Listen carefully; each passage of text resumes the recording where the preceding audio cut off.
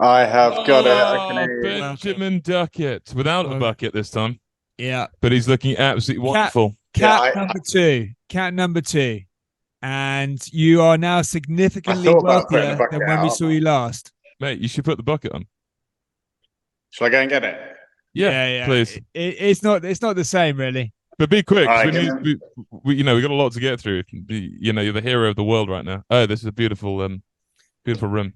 Last time you speaking to him, Archie, he was in a tiny little study, Now and he's got now he's in a a now he's got a huge. 5-bedroom house in Nottingham. To be fair, that's I could afford 3 of those. I'm surprised he doesn't have your Clapham Falcon shirt up framed. No, he's got his own shirt framed, a old Newcastle United shirt, an Australian rugby. Oh no, then his own cricket shirt. He's got a lot of his own stuff put up there.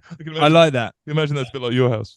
Yeah, I have a lot of my own shirts up around various things, but they're not sports shirts, What are work they? shirts. Just when I've done significant deals. Really? Yeah. Which you signed. I've got like a number of Charles Tyrrett shirts in frames, and I'll be like, and underneath that's like my 50th cap at the Ned, and then underneath is just a business deal I've done. Well, I should say, BD, thank you so much for joining us. That is much better. That is how the world knows you right now. A man with a bucket hat. he's looking wonderful. We are obviously Yeah, delighted. my pleasure, lad. We- Good we- to be we're here. Delighted to be joined by the man of the moment, Mr. Benjamin Duckett. I mean, welcome back. Your second cap. The Ashes is alive. You're fresh down from Leeds, back to Nottingham. How did you boys celebrate the victory up at Leeds? Because it looked like it was going to be a loose one. Yeah, well, I'm getting a bit older now, and it certainly hits me for a couple of days. We had quite a bit to drink after. It was good, to be fair. We had the family and friends on the pitch after. Yeah, we were messing about there for a while, and a bit of beer pong in the dressing room, and then a few drinks after that. Yeah, I love beer pong. I like doing beer pong just before I head out into Clapham. There's nothing better than just 3 or 4 lads at your house, all just topless, playing beer pong and just having like really good banter. That sort of just G's you up for a big night. So yeah.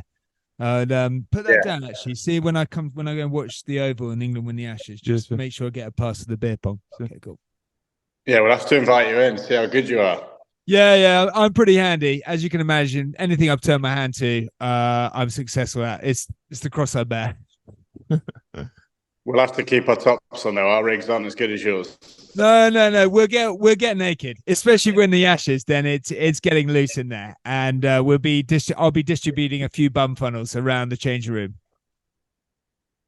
If we win the Ashes, we can play naked beer pong. Oh my God, we've fact. never get on the podcast. Right Ben, I should say, talking about being in the change room celebrating, I'm guessing the lads in the change room pre-test were all listening to Archie's mixtape he did for you. We lost the first 2 Ashes. Archie then releases that mixtape on the morning of the 3rd test. You guys win. 9 of you follow Archie. I think 8 have been on the pod, or surely the boys will listen to the mixtape. Yeah, of course. My question is, which one person hasn't been on? Who follows him? Oh, Brookie. I think, was it Brookie? Brookie, Crawley, although I'm not sure I really want him on Well, there. it was Sibley, but he's obviously not in the team anymore. Yeah. You took his place, sadly. I saw him in a pub outside Clapham the other day crying to a pint. But that's a different story, Ben. You're now doing well. Sibbers is a bit upset. But that's fine. Yeah, well, Sibbo's a good lad, isn't he? I just think well, no, he's a good player as well, isn't he? I think he scores a little bit slower than me at the top of the. He's a proper opening batsman, unlike me. He's an old-fashioned opening batsman. Quick one. Has the chat got a bit better since Popey's been injured? I mean, obviously Archie was asking him to take the dog away, but Yeah, big time. Why you probably saw, didn't you, the other day? He was straight back to London, post on Instagram of him and his dog. So nothing's changes. I wrote to him. I DM'd him. I said, no, stop right now. I said, listen, you're injured. We get it. We don't want to see that dog. Get out there and enjoy yourself. Read it and said nothing to me. Next thing I know, he's following me on Threads. I'm like, what do you want, mate? So he ignored you, did he? I don't think it's more ignoring. From the stories I hear, it's just more nervousness. I know the first time he came in the pod, he had a few beers just to sort of settle the nerves. So I think we've just got to, as a nation, as the people listening to this podcast, the guys and gals in the England changing room, we just have to say once for all, if Popey does it, make sure you DM him. No, Just stop it there, Popey. Okay, we don't want to see that dog. We're not interested. We'll follow you because you're a sports star. We're not into pedigree chum. No, we're not. We're not. He's got his dog account as well, so I feel like he should just keep the dog post for that one. But you know what he's like. I know. I just fear for him. I think he's going to be single for the rest of his life. I really do. I mean, who sets up a? He's got a girlfriend now, and he's happy. So I'm thinking, why is he posting a picture of his dog to try and get people sliding in and sympathy messages? He's happy. His girlfriend's lovely, called Ella. So, I think it's got to stop. Yeah. Okay. Can we put in the podcast just an announcement here?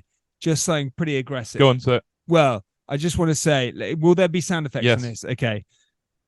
Oliver Pope, listen, you've had a phenomenal rise in your career since you've been coming on the podcast, but stop posting your fucking dog photos, okay? It is not good banter and it's very putney. You've been warned, my friend. Otherwise, next time I'm knocking on your door and I'm stealing your dog and taking him away. Well, moving on from a controversial Pope man to another controversial figure. Obviously, now we've got the win. We believe we're going to win 3-2. We are going to win 3-2. But let's not forget, last test, you were incredible. The one before at Lords. Just amazing. Top scorer both innings.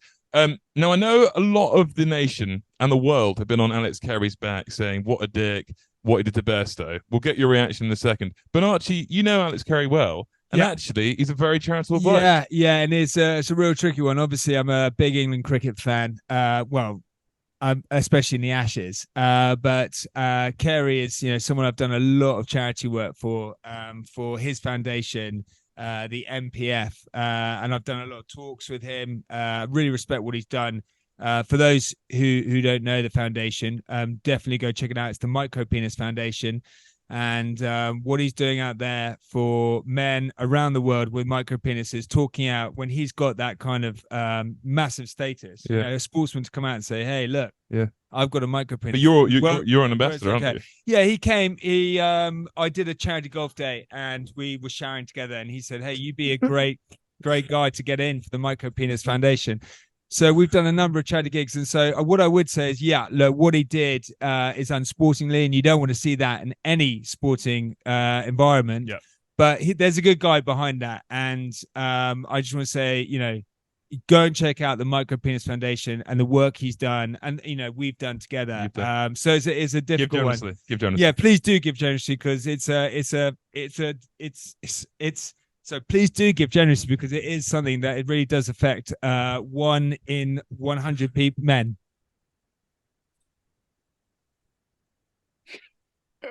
I don't know why I thought you were being serious at the start of that until you explained what it was. We're being deadly serious. Deadly serious. When you see him, ask him. We've done some great golf days together.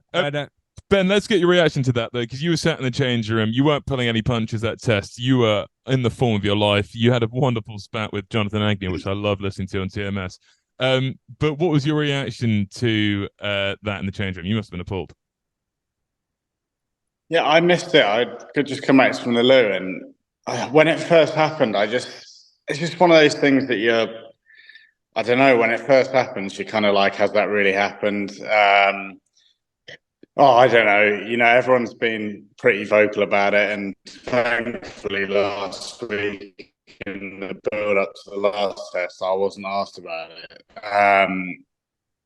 It's just one of them, isn't it? Like, it's not against the law, but if that's how they want to win, then fair play. I think it actually shows how kind of afraid they are of us, to go and do that, to go 2-0 up.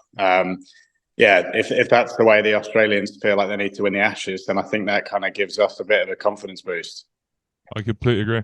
What is it like, BD, being in part of this Ashes? Because it certainly has captured the nation. Everyone's talking about it, and there does seem to be a bit of needle between you and the Australians, which has probably helped with the narrative. Is it as good as fun as it looks? Because you boys look like you're absolutely loving it. Yeah, I mean, it's obviously one of the biggest sporting things, around in the world. And I think the thing that we haven't done is we've done no different to what we did all winter. We're it's the funnest environment I've ever been a part of. Like, I said this after the last test, because obviously I'm still relatively new to the group. And I said how relaxed the environment is. Like, even going out to bat day 4 of the last test the other day, it didn't feel like I was going out to bat in, the biggest game of my life, with the Ashes series on the line, which is credit to the group that we've got. It's just a pretty special place to be. I didn't know, probably naivety, but I didn't know how big it kind of was and how many people kind of watch it, because I've played over the winter and it kind of shows to me, how little people kind of care about when you're going abroad and playing in these other conditions, compared to an England series at home. I was up at 5 a.m. watching. Yeah, I mean, you're very strange about your cricket. I mean, I'll just speak on behalf of the nation. I don't watch any cricket unless it's the Ashes. Well, but I thoroughly enjoyed watching it in the office. But to be fair, I feel like I've got friends who don't really have much interest in cricket, like yourself, and they've been glued to the screens watching this. And I feel like maybe people who aren't as interested, especially watching the way that this England team are playing, moving forward, they might be more interested in watching Test cricket against other sides. And it's important for me, Ben won't go into detail, but I have been probably mentoring him. I think he looks at me in a way as like a big brother, father figure. When he did that unbelievable knock, just the simple message: look good, play good, and he just got the message, and that was it. That was enough said. Look, it's not about me in many aspects, but I do feel like coming on this pod, it just turns things around. Well, let's not forget, 2 years he came on, he wasn't England set up, he didn't really know what he was going to do, and he said to us, can you help us? We said, we're going to do our best. Within 2 years, he's in the short format team, he's winning the World Cup, he's now winning the Ashes. And let's not forget a beautiful girlfriend you're really obsessed with. No, I just think it's just great. It's great to see. And moved into a 7-bedroom house. I mean, things are great. I mean, your stock is just like that. And don't forget to write him an invoice. Yeah, of course. Okay, we'll take 10%. But do you feel like Archie's helped? Is it down to him more than you, Ben? Yeah, big time. Yeah. 2 things there, obviously. Yeah, I mean, in the last 2 years, a girlfriend's come into the picture, and obviously Archie. And I'm not sure which one's had more of an impact for me, but they've both been massively influential in the success I've had over the past couple of years. Well, because Ben did at one point, when they started going together, he said, look, can I have you up here living with us as well? Because I think it would help. 3 of you. Yeah. And I just said, where is it? He said, Nottingham. I said, no can do, mate. No can do. He said, there's good lines into Clapham. I said, I don't care, mate. I my heart and my head are here.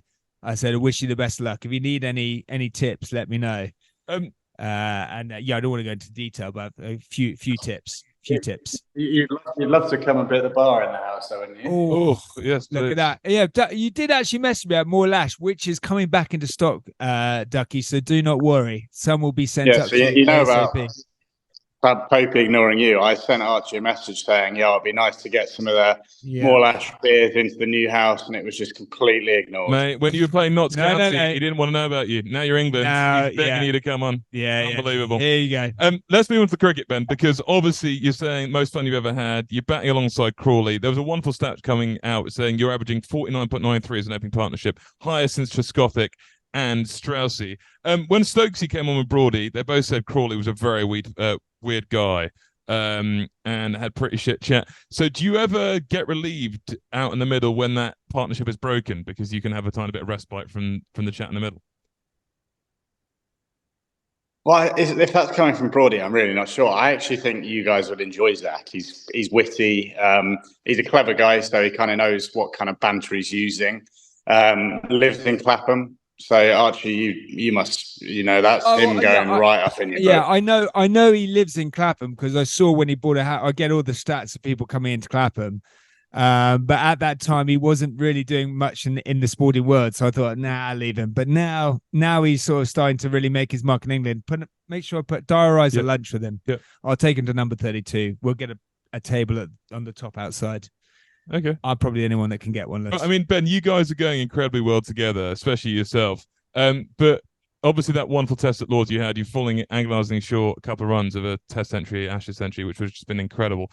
Had you done that century, and obviously you're going to do it from now on, because we're going to make sure we've got it on film, we've got it on podcast, but were you going to do the Falcon celebration at Lords, or is that only going to go forward now? Well, I didn't get there, did I? And I'd have to just quickly ask, what is that celebration? But you clearly don't watch live sport because we've got loads of international sportsmen doing just don't worry. Ollie Lawrence did it Six Nations. Serd Nedry did it Six Nations. Seb Negri. Monteoni did it in Australia. We've got Popey was going to do it, but sadly, I see Popey says he's going to do it. He won't do it. Popey would bottle it. He but Ben, you've got the you've got the confidence, you've got the charisma to do it, whereas Popey would be a bit shy. But can we get it on record, like we did with Seb? If you get a ton, you're going to do the Falcon celebration. If I get an Ashes ton in the next couple of weeks, I will be over the moon and I'll do whatever it's. Yeah, I will. I'll have to have a look at the video and the celebration, and if I do get there, I will do send it. some videos. Send them the video of Ollie Lawrence. Archie was saying earlier that obviously lots of chat flying around between you and the Australians. Now, Marnus Labuschagne seems like the most annoying person ever to field at short leg. Just give us a perspective of what kind of chat the guys are delivering, because they say David Warner's only in the team now for his chat. Is he a good sledger? What's the best sledging going around this series so far? No, I don't want to disappoint, but I feel like it's blown up a lot in the media. Like, this Australian team are seriously, seriously good, but honestly, when you walk out to bat, it's quite quiet. There's honestly, I can't think of one sledge I've had in 3 games. I mean, probably because when me and Zach walk out, there's about 4 men on the boundary, so. Which is quite nice when we're going out to bat. But I genuinely, I don't know. I feel like Warner's now trying, because he's coming to the end of his career. I feel like he's trying to almost become mates with a lot of people. So he's been quite friendly to me. I had a chat with him the other day. Marnus is he's just got so much energy, So I think when he is at short leg, a lot of us are just trying to get him out there by smacking it and getting him out of short leg. But honestly, it's they're quite a bunch of nice guys. They're just very good at cricket, and not a lot of chat. I mean, a lot of the games have been so loud, and you wouldn't even be able to hear them back at slips. They're stood about 30 meters away because of how quick the bowlers are bowling. But there's not been a lot going on. Ollie Robb obviously got stuck into Kawaja, didn't he? And then got told off. I feel like in sport now, if you say stuff, it's just the stump might picks up on it and you get told off. So you get destroyed like a geezer or yeah. Are you enjoying playing in that kind of atmosphere? Because it looks like that. I mean, that's where when the Ned is busy and vibrant, that is when I'm doing some of my best deals. And I've done, nighttime down in the vault where it's been, loose. We've had Haskell DJing down there, and I've done business in that environment. That's where I produce my best business. Is that similar to you when you've got like the energy of the crowd, like a football stadium environment? You're enjoying it? Well, that's the biggest step up, isn't it? And on and off the field, busy places, and if you can hack it. But I'll be totally honest. Day one of the Ashes, when we batted first, national anthem, Zach hit the first ball for. I've never witnessed a noise like it in my life, and I will openly admit that I was so far in the bush that morning, and it would have been an absolute miracle if I got more than 30 runs, because I was looking around going, oh my God, this is just ridiculous. And when I got that out of the way, I've walked out to bat since then, and I've been absolutely fine. Nerves aren't as much, but that was the most nervous. I'll never be more nervous than that day one first morning. It was ridiculous. But I love it, especially in the field, because sometimes, it can be quite boring standing on a cricket field all day. But when you've got, the crowd singing and stuff, and, last week there were 10,000 people saying stand up or put your shoe in the air if you hate Carey, stuff like that, which kind of when you're fielding, it's quite funny just to listen to what they're saying. They were calling Todd Murphy a shit Harry Potter and stuff like that, and it's just some of the chants that come out in the crowd are quite good. So I was going to just say, obviously you're getting used to working like batting and fielding in that environment. Has Stokesy, Broady, have they given you little nuggets? Because I guess it's pretty amazing to see those guys be at the top of the game so consistently and be under that much pressure and in that environment. Do they give you any bits and nuggets? Yeah. Or not really?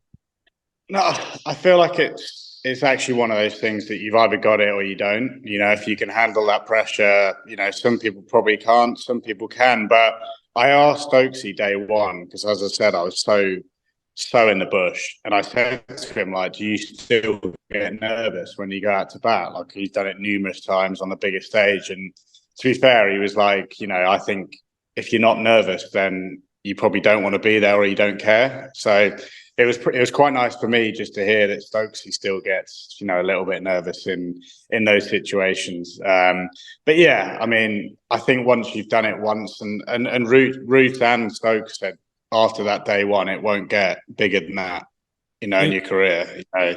It's interesting you say that, because it's very similar when you go to Clapham Common in the mornings and it's rush hour and every carriage is packed.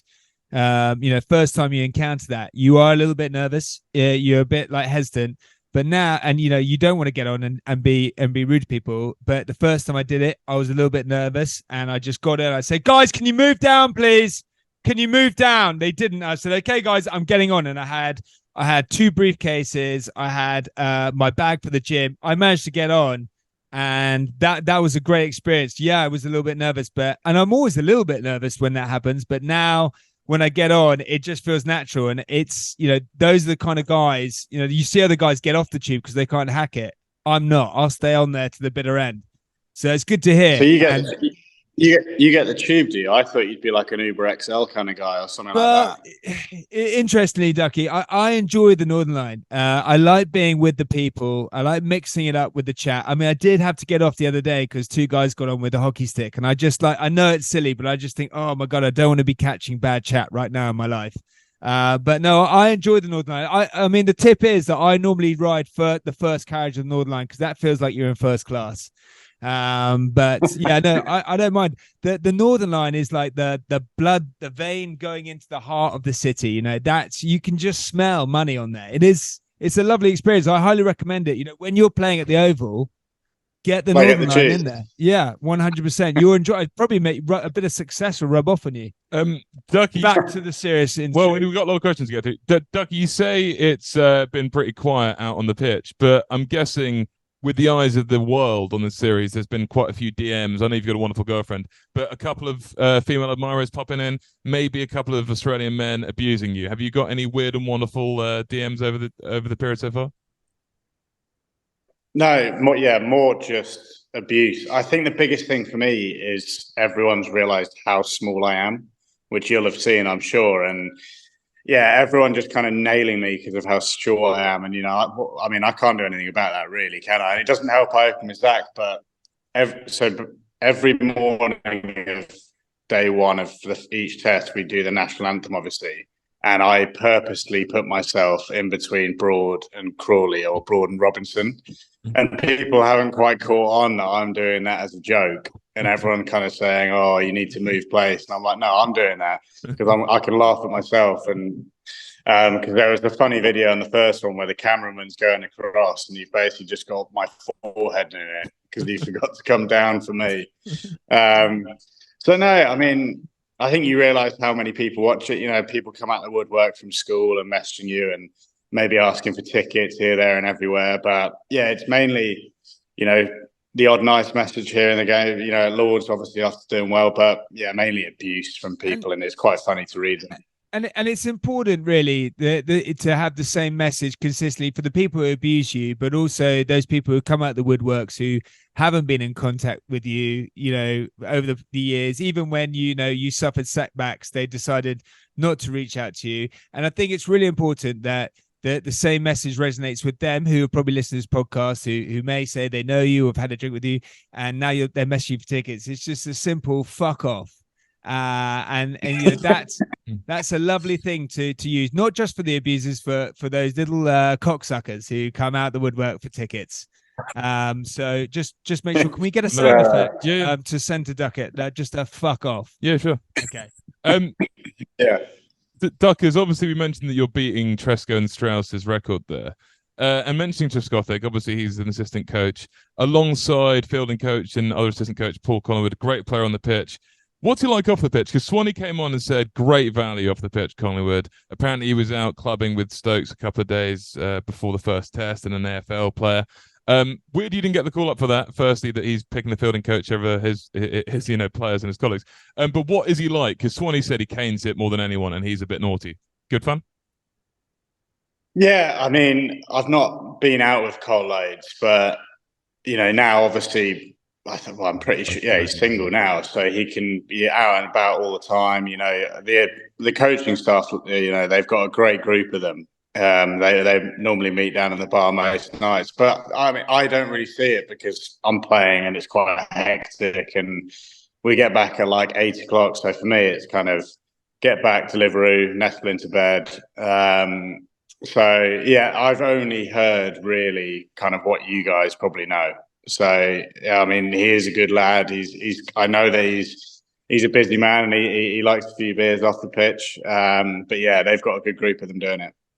Yeah, he's one of the guys that right. Like, I love to have a night out. If I was sort of picking 3 people who play cricket, dead or alive, Collingwood, Panesar, and Swan.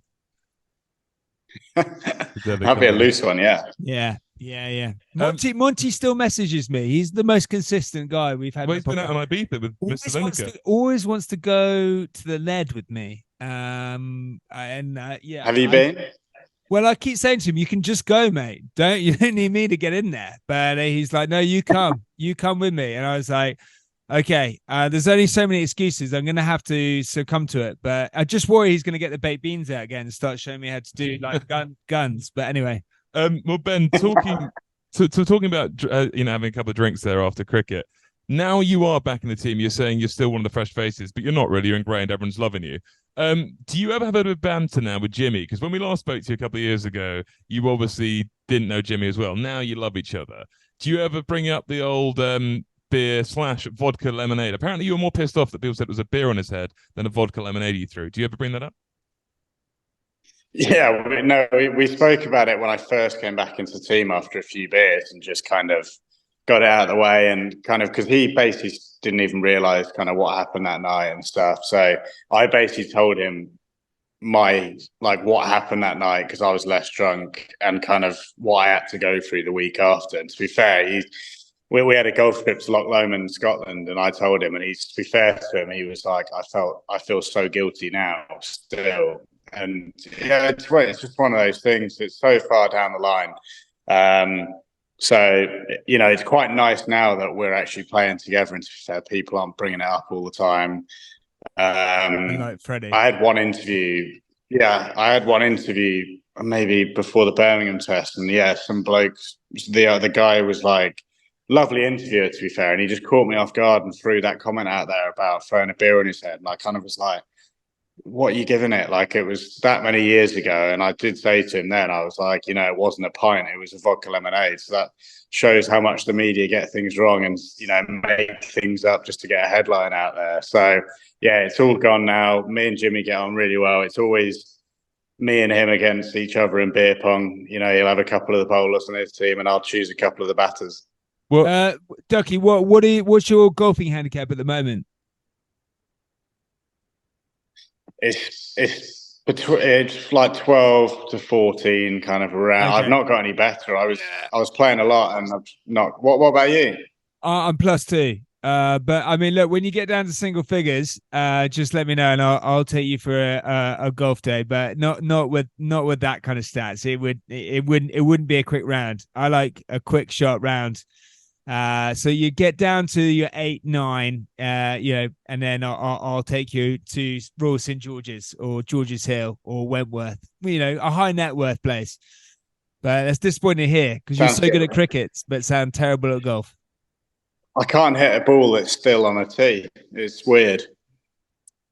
I know, yeah, that's you're going to find golf. You're going to find golf very hard.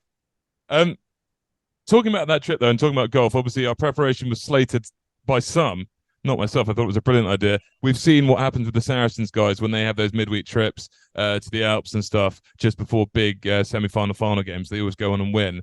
But you guys obviously went for a couple of days of whiskies and a bit of golf.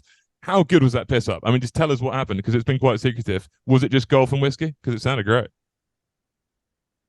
No, it was incredible. To be at that golf course, staying there as a whole team. It was a big couple of days. I mean, it was like drinking on the course, drinking after wake up, another round, drinking throughout the day. So, it's funny because I rock up to it and then it does feel like you're just getting pissed for 2 days. And then Baz said, McCullum a week later, he was like, we're doing these things to get you guys together and stuff. There's more behind, there's more to the thinking behind it than just, the England lads are off on a piss up. He's doing that to create the environment, get that banter flowing before the series, kind of get everyone talking, kind of get some nerves out of the way. And to be honest, every team I've ever played in, the best memories you have and the best friendships that you form are on the piss, not like fielding for 120 overs. It's when you're having a beer later and you start speaking a bit more honestly with each other and you get to know each other a lot better. So, yeah, it was an incredible weekend and, just what we needed before the big series.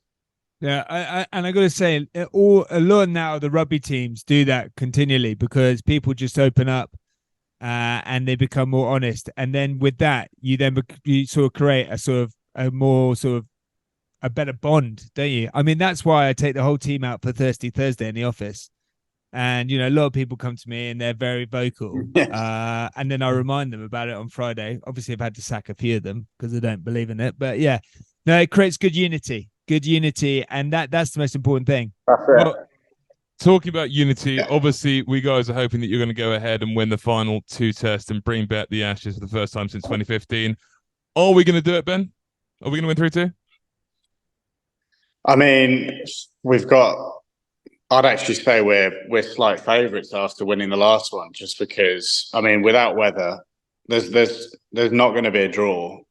I know that for a fact. There's going to be 2 results in the next 2 games. I mean, I reckon even Australian fans would love to go to the Oval 2-2. It would just be, I think it would potentially top 2005. If we went to the Oval 2-2 and won it, it would just be incredible. It would kind of sum up the last 12 months for English cricket, going down 2-0 in an Ashes series. And turning it around and winning 3-2. We're confident. Nothing changes for us. Like I said, I feel like teams in the past 2-0 down in the Ashes, there's no chance coming back. Whereas, we continue to do what we do. We could easily be 3-0 up in this series as well. They've been so tight, the games. Obviously got Mark Wood raring now and bowling absolute thunderbolts, which was the point of difference last week. Yeah, I mean, anything can happen, but we go and win next week. I feel like the series is ours. Most important thing is I believe. And, I'll be doing another motivational CD-ROM ahead of the next test, Old Trafford. Unfortunately, that doesn't land anywhere in London. I'm only going to the Oval because that's sort of on the Northern line. But that's a test we'll certainly win because it's so close to Clapham. If you believe, I'll bring the crowds. If I believe, we're going to win. Yeah. Ben, you've been absolutely wonderful. Thanks so much for the time. Thank you, Ducky. We are just going to finish in the traditional way. Now, the first time you came on, we did chat or no chat, but with your teammates. Now it's boring doing that again. So this time it's with the Australians. So are you ready? We're finishing off with this. Usman Khawaja. Chat. David Warner. No chat. Marnus Labuschagne. No chat. Steve Smith. Legend, but no chat. Travis Head. Yeah, chat. He's a good lad. Cameron Green. I haven't had one conversation with him, so I'd have to say no He chat. seems pretty boring. Nathan Lyon. Oh, chat, but it's pretty horrendous chat. Mitch Stark. No chat. Pat Cummins. Lovely guy, but I wouldn't say he's got chat. And finally, Josh Hazelwood. No chat. Ben Duckett, you absolute legend. We can't wait to see the Falcon on display. Thank you so much. England are going to win 3-2. You're a legend. Love and champagne, my friends. Love Cheers, and champagne. fellas.